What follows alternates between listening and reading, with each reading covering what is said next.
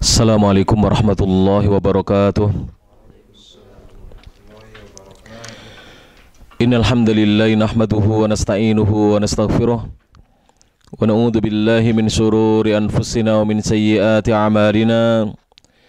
Man yahdihillahu fala mudhillalah wa man yudlil fala hadiyalah.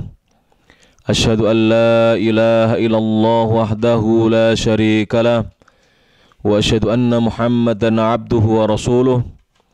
Ya ayyuhalladzina amanu taqullaha haqqa tuqatih wa la tamutunna illa wa antum muslimun.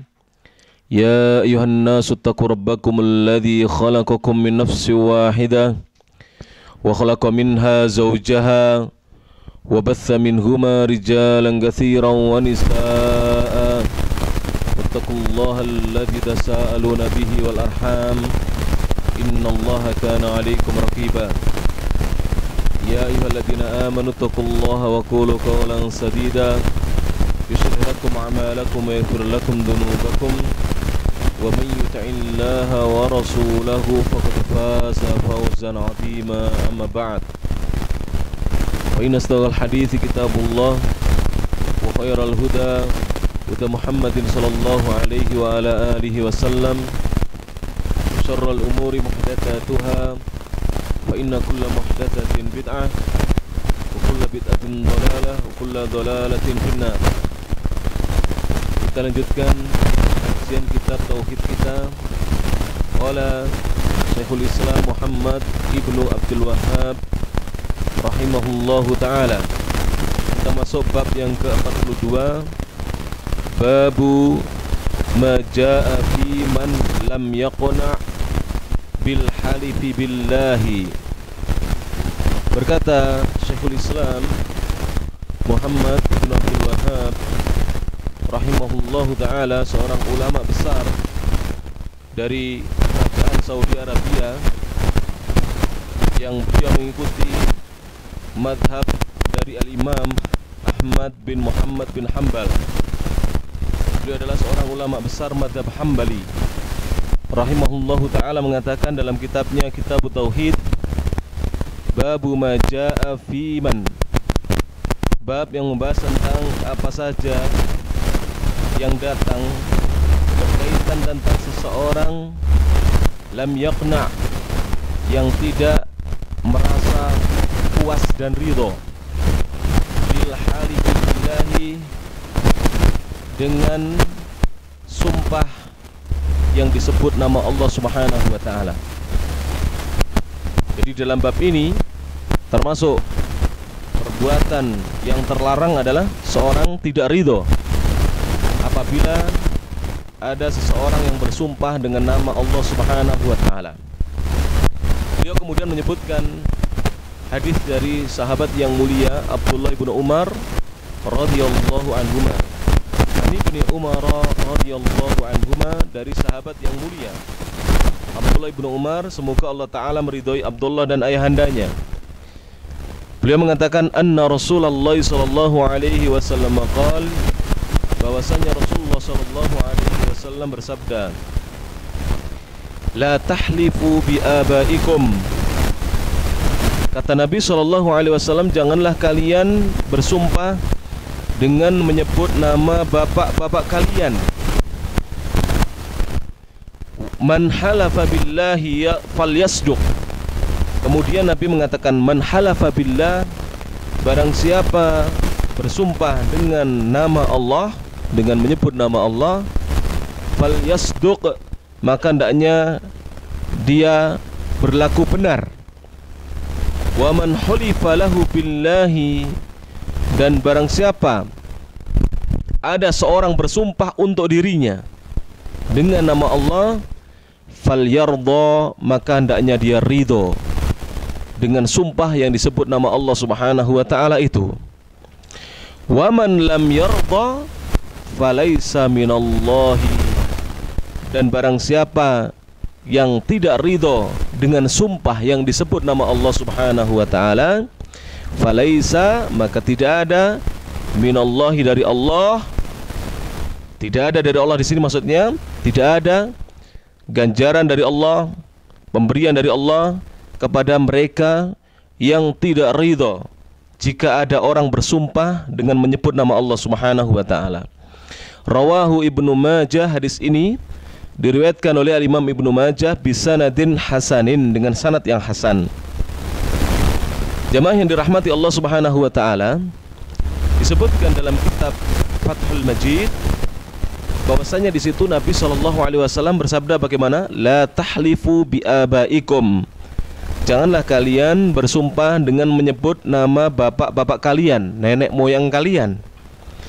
Taqaddaman nahyu anil halifi bi ghairillahi umuman.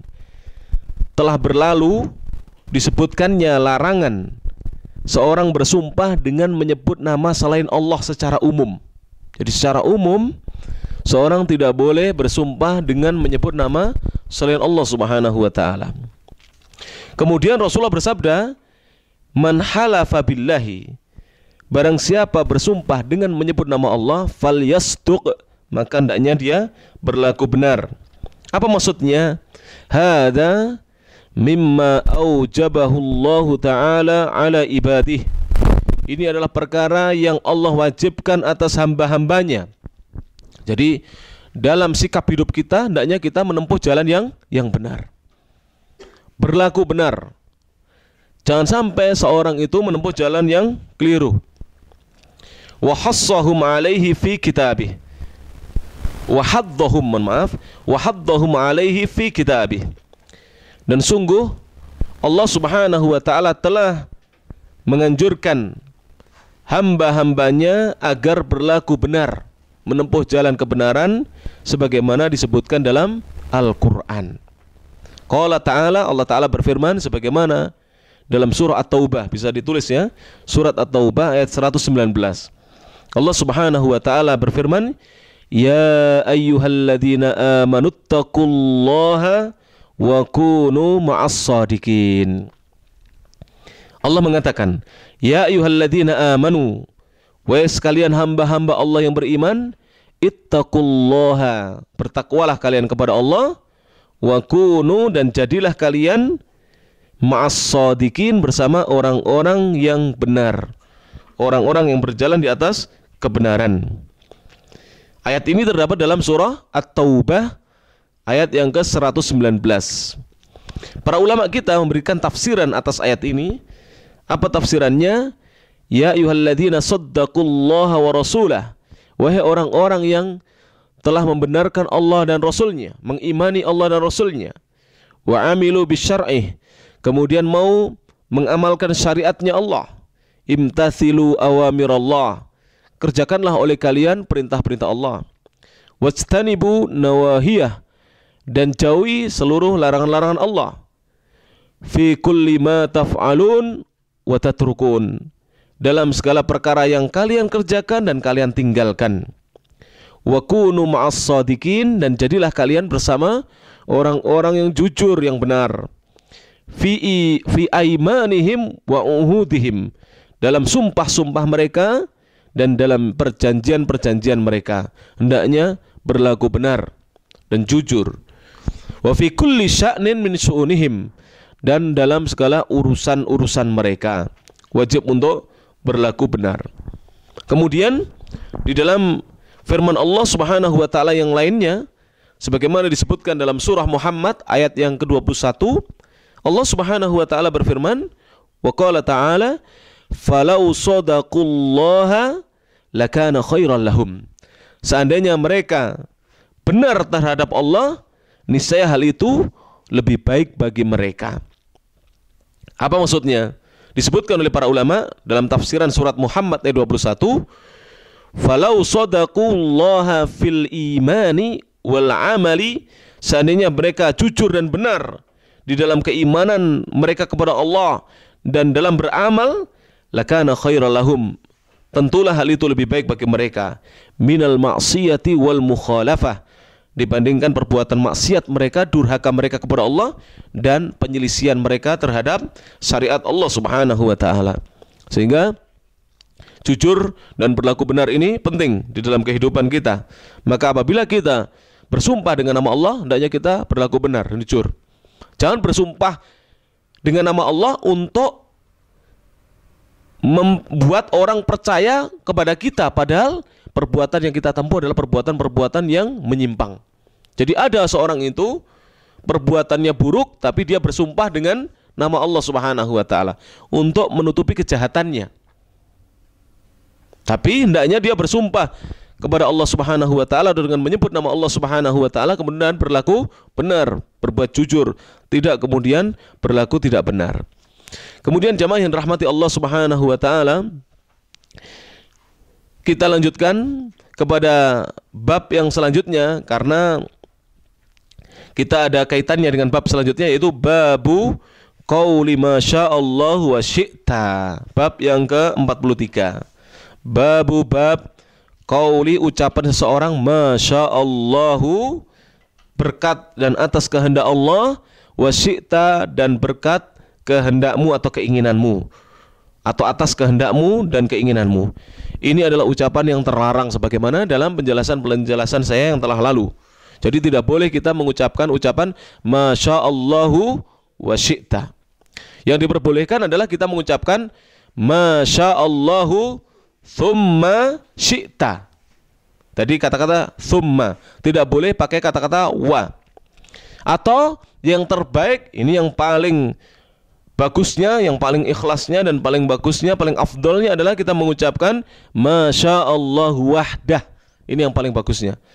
Jadi menunjukkan ketinggian tauhidnya seseorang, kedalaman ilmunya seseorang, dan ini yang paling afdol diucapkan oleh ahlul tauhid, seorang yang betul-betul mentauhidkan Allah Subhanahu wa taala. Nanti akan datang penjelasannya di kitab ini. Berkata Asy-Syaikh Muhammad bin Abdul Wahhab mengatakan, an Qutailah radhiyallahu anha, dari seorang sahabiah, sahabat wanita, Qutailah radhiyallahu anha. Nama ini jarang dipakai ya, Qutailah radhiyallahu anha. Beliau ini adalah Qutailatu bintu Saifin al-Ansariyati. Qutailatu bintu Saifiyin al-Ansariyatu. Beliau adalah Qutailah, putranya atau anak perempuannya Saifi al-Ansariyah. Sahabiyatun muhajiratun. Beliau adalah seorang sahabat wanita yang pernah berhijrah. Jadi seorang sahabat wanita yang pernah berhijrah. Laha hadithun fi Sunanin Nasa'i. Beliau memiliki hadis di dalam kitab Sunan An-Nasa'i. Dan hadis inilah yang disebutkan ini ya. Wa huwal madhkuru fil bab. Inilah hadis yang disebutkan di dalam bab ini. Jadi Qutailah radhiyallahu anha. Apa yang dikatakan oleh sahabiah ini, seorang sahabat wanita ini? Anna Yahudiyan, bahwasanya ada seorang Yahudi. Atan Nabiya sallallahu alaihi wasallam. Suatu ketika Yahudi itu mendatangi Nabi sallallahu alaihi wasallam. Faqala, kemudian seorang Yahudi itu mengatakan kepada Nabi sallallahu alaihi wasallam, innakum tusyrikun. Kata orang Yahudi itu, sesungguhnya kalian orang-orang Islam telah berbuat kesyirikan.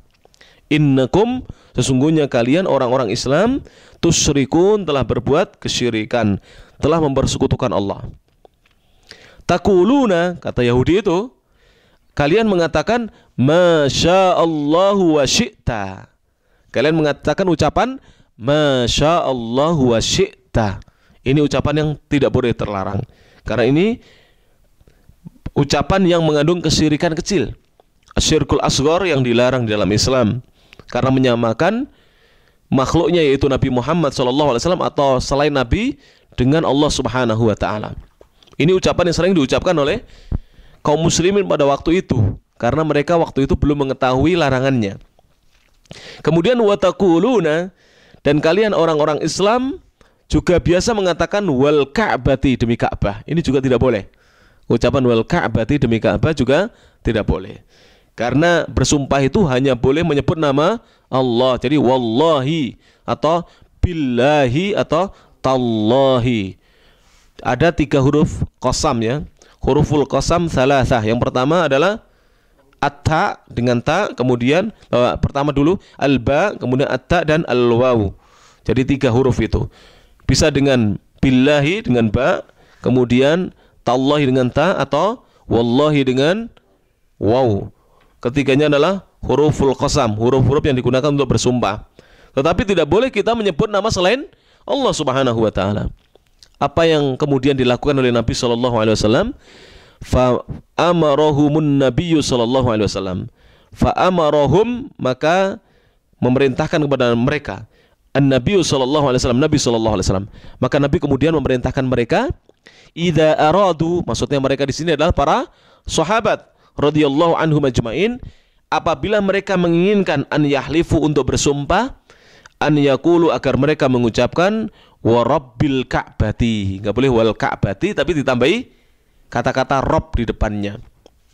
Kalau al-ka'bah itu kan Ka'bah ya, tambahi wawu, wal ka'bati, demi Ka'bah, enggak boleh.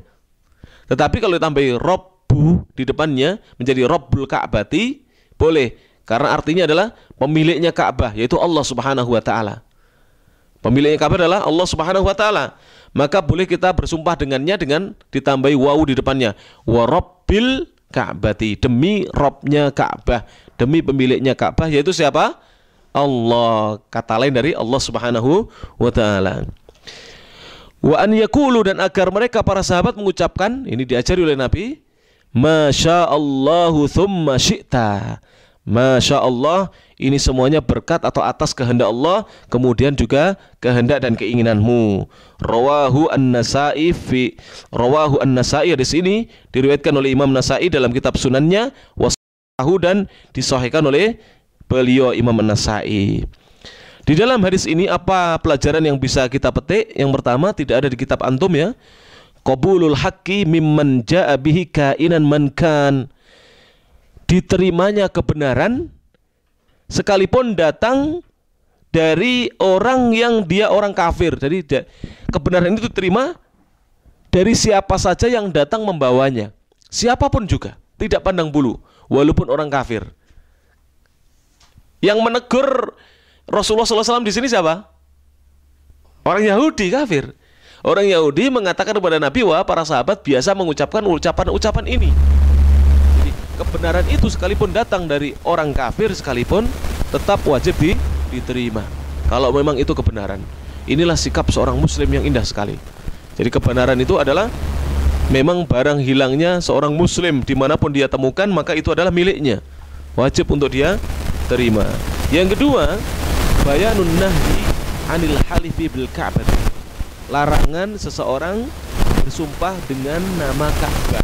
Ini nggak boleh wal Ka'bah, boleh dengan warabbil Ka'bah, ditambahi Rabb di depannya. Ma'annaha baitullah, padahal Ka'bah adalah rumahnya Allah, betul nggak? Ka'bah adalah rumahnya Allah, kiblatnya kaum muslimin yang dimuliakan. Allati hajjuha wa qasduha bil haji wal umrati faridatun, di mana seorang yang menunaikan ibadah haji dan umrah itu menuju ke Ka'bah, dan itu adalah kewajiban. Kewajiban. Sebab orang yang menunaikan ibadah umrah dan haji, jika tidak melakukan tawaf mengelilingi Ka'bah 7 putaran, maka maka umrah dan hajinya tidak akan sah. Karena ini termasuk rukun dari umrah dan rukun dari apa? Ibadah haji, melakukan tawaf mengelilingi Ka'bah sebanyak 7 putaran. Sehingga Ka'bah walaupun sedemikian pentingnya, tetap tidak boleh seorang bersumpah dengannya.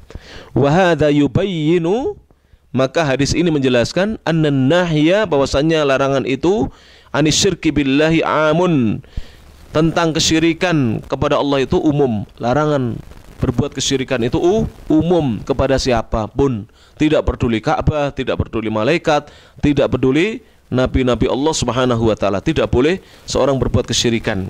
Artinya mempersekutukan Allah dengan siapapun juga, sekalipun makhluk Allah itu memiliki kemuliaan di sisi Allah Subhanahu wa taala. Seorang muslim tidak boleh meragukan kemuliaannya Ka'bah. Betul-betul Ka'bah itu musyarrafah, dimuliakan di sisi Allah Subhanahu wa taala.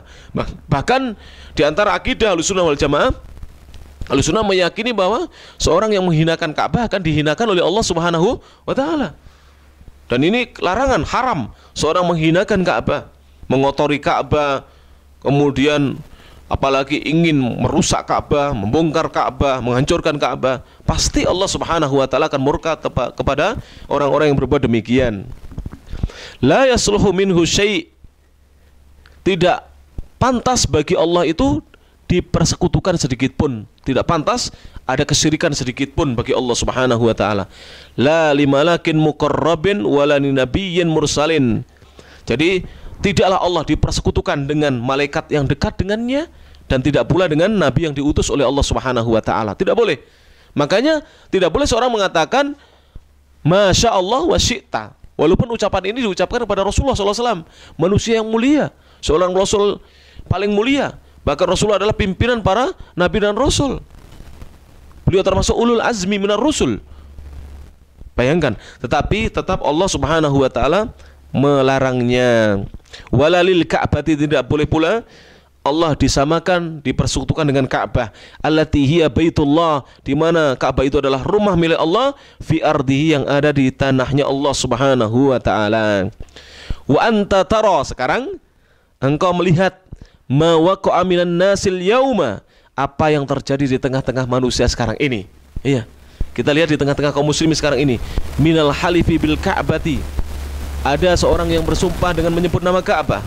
Wa su'aliha, kemudian meminta kepada Ka'bah. Bukan meminta kepada Allah, tapi meminta kepada Ka'bah. Ma la yaqdiru alaihi illallah, meminta sesuatu yang tidak ada yang mampu untuk memberikannya, mengijabainya, kecuali hanya Allah Subhanahu wa ta'ala.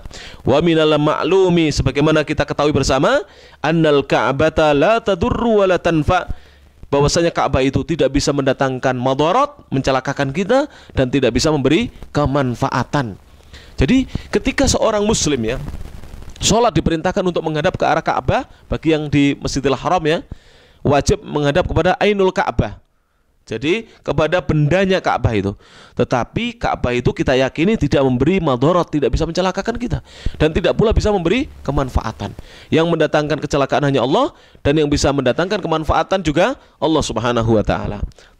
Kemudian wa innama syara'allahu li'ibadihi tawafa biha, hanya saja Allah mensyariatkan untuk hamba-hambanya untuk melakukan tawaf mengelilingi Ka'bah, wal ibadata indaha, dan beribadah di sisi Ka'bah. Betul nggak? Jadi kita ini disyariatkan oleh Allah Ta'ala untuk tawaf mengelilingi Ka'bah. Dan macam-macam tawaf itu banyak. Di antaranya misalnya tawaful umroh, tawaf yang dilakukan ketika umroh. Ini rukunnya umroh. Kemudian ada misalnya tawaful qudum, ya, tawaf kedatangan jika kita menjalankan ibadah haji. Ada namanya tawaf apa? Tawaful ifadah. Ini tawaf wajib haji yang merupakan rukunnya haji. Kemudian ada tawaful wada, bagi seorang yang berhaji kemudian meninggalkan maka dia disyariatkan untuk melakukan tawaf perpisahan. Dan ada tawaf sunnah. Kapan saja seorang muslim masuk Masjidil Haram, kalau dia masuk masjid yang lainnya, disunahkan atau diwajibkan untuk sholat tahiyatul masjid. Karena sebagian ulama mengatakan sunnah muakkadah, sebagian ulama sampai mengatakan wajibnya sholat tahiyatul masjid, menghormati masjid. Berdasarkan hadis Nabi SAW, kata Nabi SAW, idza dakhala ahadukumul masjida fala yajlis hatta yusalliya rak'atain. Apabila salah seorang di antara kalian masuk masjid, maka jangan sekali-kali langsung dia duduk hingga dia melaksanakan sholat 2 rakaat. Ini yang disebut dengan tahiyatul masjid, menghormat masjid. Sebagian ulama mengatakan sunnah muakkadah, sebagian sampai mengatakan wajibnya. Karena sangat pentingnya sholat ini, jangan sampai kita masuk masjid langsung duduk. Tetapi apabila kita masuk Masjidil Haram, maka yang disyariatkan adalah kita melaksanakan tawaf 7 putaran. Inilah yang dikatakan tawaf sunnah. Setiap kali kita masuk Masjidil Haram, bukan sholat 2 rakaat, tetapi kita tawaf sunnah sebagai ganti dari sholat 2 rakaat tahiyatul masjid. Dan inilah yang diajarkan oleh agama kita, agama Islam. Kemudian ibadah di sisi Ka'bah. Contohnya apa? Ibadah di sisi Ka'bah. Sholat di belakang makam Ibrahim, kan dekat dengan Ka'bah ya. Sholat di belakang makam Ibrahim. Dan seorang yang sholat dekat dengan Ka'bah ketika sholat jamaah, sholat 5 waktu, sholat furud, ya, dalam sholat jamaah, maka dia lebih banyak ganjarannya, lebih afdal dibandingkan yang sholat di belakang, karena dia dekat dengan imamnya. Kemudian juga disunahkan bagi kita untuk kita berdoa dengan menempelkan seluruh tubuh kita, bahkan menempelkan pipi kita di multazam. Multazam itu adalah tembok antara pojok Hajar Aswad dengan salah satu dari pinggiran pintu Ka'bah. Jadi gawang pintu Ka'bah itu, tembok itulah yang sekitar 1,5 meter itu dinamakan multazam. Siapa yang menempelkan tubuhnya di situ, dengan pipinya kemudian berdoa di situ, maka insya Allah doanya diijabahi oleh Allah Subhanahu wa Ta'ala, karena tempat itu adalah tempat yang mustajab. Jadi ini ibadah di sisi Ka'bah. Kemudian wa ja'alaha lil ummati kiblatan, kemudian Allah Ta'ala menjadikan Ka'bah sebagai kiblatnya bagi umat Islam. Wat tawafu biha masyru', tawaf mengelilingi Ka'bah disyariatkan. Wal halifu biha wa du'a'uha mamnu. Adapun seorang bersumpah dengan nama Ka'bah dan berdoa meminta kepada Ka'bah, ini terlarang. Jadi paham ya ini ya, bagaimana kita memuliakan Ka'bah dan bagaimana kita harus meninggalkan larangan ini. Tidak boleh seorang bersumpah dengan nama Ka'bah walaupun Ka'bah itu mulia, dan juga tidak boleh seorang berdoa meminta kepada Ka'bah, karena Ka'bah itu makhluk di antara makhluk-makhluknya Allah Subhanahu wa Ta'ala, tapi Allah memberikan kemuliaan kepada Ka'bah. Jelas ini. Sebagian orang yang tidak suka Islam, di antaranya kelompok Kadoluco, ya toh? Kelompok-kelompok Kadoluco yang mereka semoga diberi hidayah oleh Allah Subhanahu wa Ta'ala, atau dari sebagian teman-teman kejawen, itu terkadang menghina kaum muslimin, dikatakan kaum muslimin menyembah Ka'bah atau menyembah batu hitam. Benar apa salah ini? Ini adalah pernyataan yang salah besar, tidak benar. Ini tuduhan kepada kaum muslimin. Justru Islam adalah ajaran yang mengajarkan tauhid, menyembah hanya Allah Subhanahu wa Ta'ala. Ka'bah itu bukan kita sembah, tapi kita jadikan sebagai kiblat. Tahu kiblat? Kiblat adalah arah di mana kita sholat menghadapnya. Jadi arah yang kita tuju ketika kita sholat. Wajib bagi seorang muslim ketika sholat menghadapkan seluruh tubuhnya ke arah Ka'bah, kiblat kita. Nah ini. Apabila dekat, maka ke ainulnya, ke ainnya, ke bendanya Ka'bah. Apabila jauh, maka cukup ke jihahnya, ke arah Ka'bah, yaitu ke Masjidil Haram atau Makkah Al-Mukarramah. Maka ini adalah keyakinan seorang muslim, Ka'bah sebagai apa? Kiblat bagi seorang muslim. Yang kedua ya, yang penting kita jelaskan kepada kaum muslimin dan kepada mereka-mereka yang mungkin tidak suka dengan agama Islam kemudian menuduh kita menyembah Ka'bah, maka kita jelaskan, bukankah Rasulullah SAW mensunahkan apabila kita di atas kendaraan kita boleh sholat menghadap kemana saja, menunjukkan bahwa kita ini tidak sedang menyembah Ka'bah. Kalau seandainya kita menyembah Ka'bah, pastilah Rasulullah memerintahkan kita untuk kita meletakkan gambar Ka'bah atau Ka'bah harus di depan kita, betul nggak? Sekarang kita sholat di Mubaros ini, di kota Mubaros ini, jauh dari Masjidil Haram, sekitar 1.300 km dari Makkah Al-Mukarramah. Atau yang dari Indonesia sekitar 10.000 km dari Makkah Al-Mukarramah. Apakah kita menyembah Ka'bah? Tidak, karena di hadapan kita adalah tembok masjid, tidak ada Ka'bahnya di depan itu. Kemudian yang ketiga, bahkan sebagian ulama mengatakan sekalipun misalnya Ka'bah itu nanti dihancurkan manusia, atau mungkin ada orang yang jahat kemudian bawa kendaraan besar kemudian Ka'bah ini dicongkel, ya toh, dibawa pergi, maka tetap kita mengarah ke tempat itu. Karena itulah kiblat yang kita diwajibkan untuk mengarahkan badan kita, menghadapkan badan kita ketika kita melaksanakan ibadah sholat kepada Allah Subhanahu wa Ta'ala. Jadi kita tidak pernah menyembah apa? Batu hitam yang disebut dengan Ka'bah yang dimuliakan oleh Allah Subhanahu wa Ta'ala. Jamaah yang dirahmati Allah Subhanahu wa Ta'ala.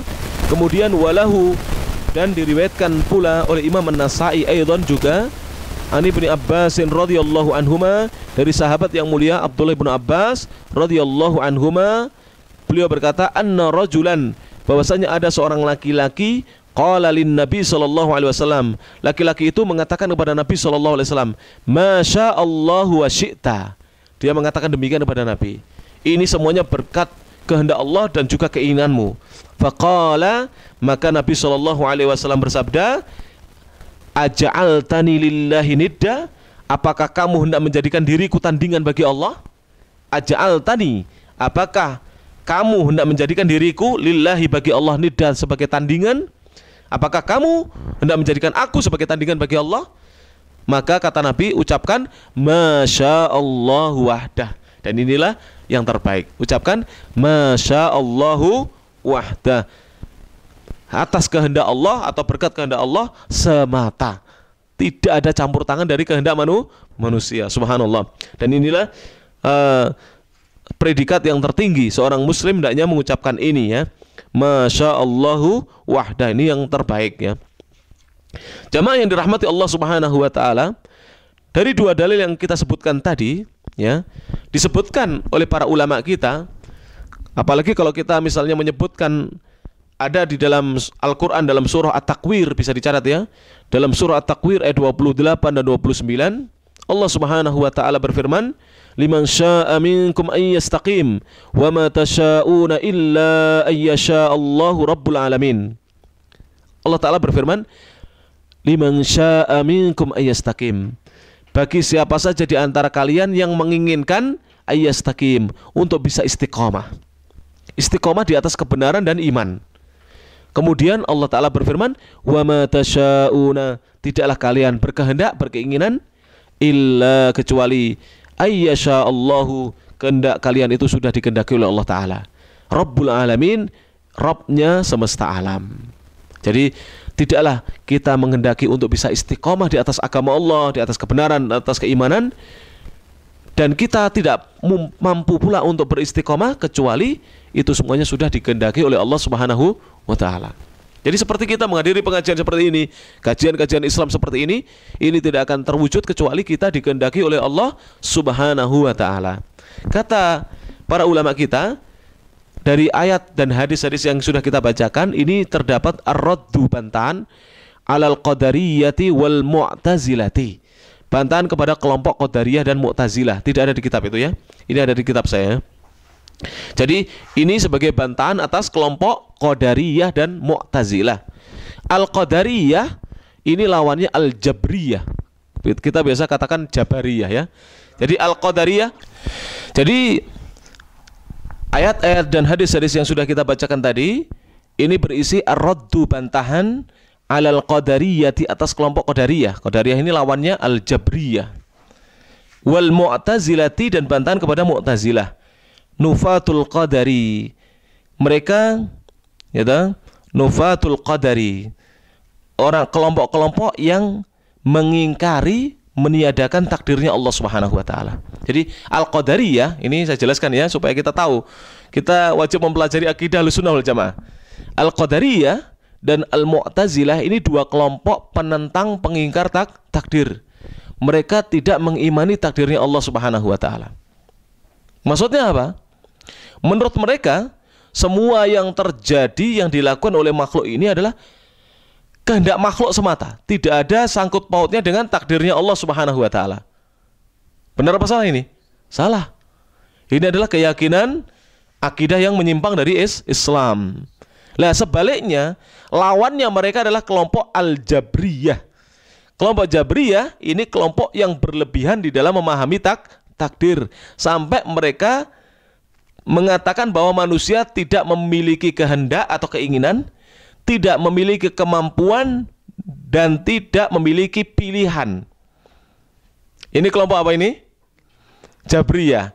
Mereka menafikan ya, mereka mengingkari kehendak manusia. Mereka tidak mau percaya bahwa manusia punya iradah, kehendak. Kemudian mereka mengingkari bahwa manusia itu punya apa? Kemampuan. Mereka mengingkarinya. Istita'ah.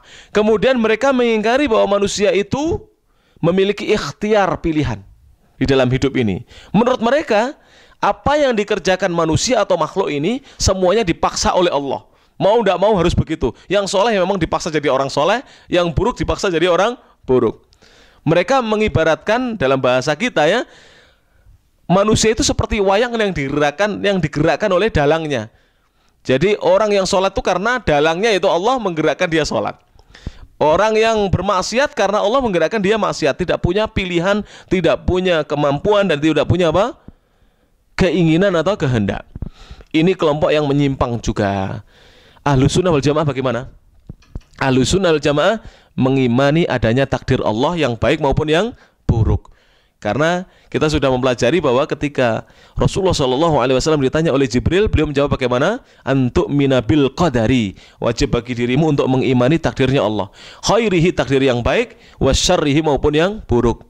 Hanya saja Allah Subhanahu wa taala memberikan kepada manusia pilihan, ya enggak?